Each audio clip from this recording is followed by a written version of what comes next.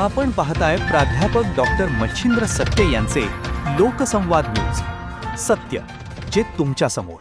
सर्वोच्च न्यायालयाने अनुसूचित जातीमध्ये आरक्षणाचे वर्गीकरण करण्याविषयीचा निकाल दिलेला असून महाराष्ट्र सरकारने न्यायमूर्ती अनंत बदर यांच्या अध्यक्षतेखाली समिती तयार केली आहे. या समितीचा अहवाल शासनाकडे प्राप्त झालाय. त्यानंतर महाराष्ट्र शासनाने एक समिती स्थापन करून वर्गीकरणाच्या संदर्भात लोकांकडून आक्षेप किंवा हरकती मागवलेल्या आहेत. त्याची ही प्रक्रिया पूर्ण झाली असून लवकरच आरक्षण वर्गीकरण होऊ शकते. परंतु हे आरक्षण वर्गीकरण होत असताना कुठल्याही जातीवर अन्याय होऊ नये, त्यासाठी लोकसंख्येच्या आधारावर आरक्षण वर्गीकरण व्हावं, असे मत केंद्रीय सामाजिक न्याय खात्याचे राज्यमंत्री नामदार रामदास आठवले यांनी आज यवतमाळ येथील पत्रकार परिषदेमध्ये व्यक्त केले.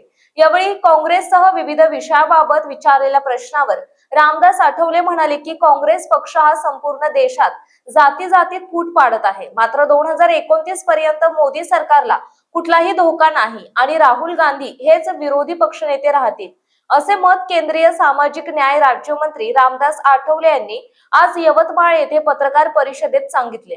या पुढील निवडणुका Republican party of India Athawale गट इतर समाजातील लोकांना सोबत घेऊन लढणार आहेत. कारण रिपब्लिकन पार्टी ऑफ इंडिया हा राजकीय पक्ष स्वबळावर निवडून येऊ शकत नाही. त्यामुळे आम्ही हा निर्णय घेतला असल्याचे त्यांनी यावेळी सांगितले. कॉक्रोच जनता पार्टीच्या संदर्भात बोलताना आठवले यांनी अशा कितीही पार्ट्या उभ्या राहिल्या तरी एनडीएला काही फरक पडणार नसल्याचे त्यांनी पुढे सांगितले. जनगणनेच्या संदर्भात बोलताना त्यांनी कोणत्याही जातीवर अन्याय होऊ देणार नाही अशी आमची भूमिका असल्याचं त्यांनी सांगितले. आनंद कनसेबे यवतमाळ येथे पत्रकारांशी बोलताना त्यांनी आपले विचार व्यक्त केले. पाहत रहा लोकसंवाद न्यूज. जय भारत, जय महाराष्ट्र.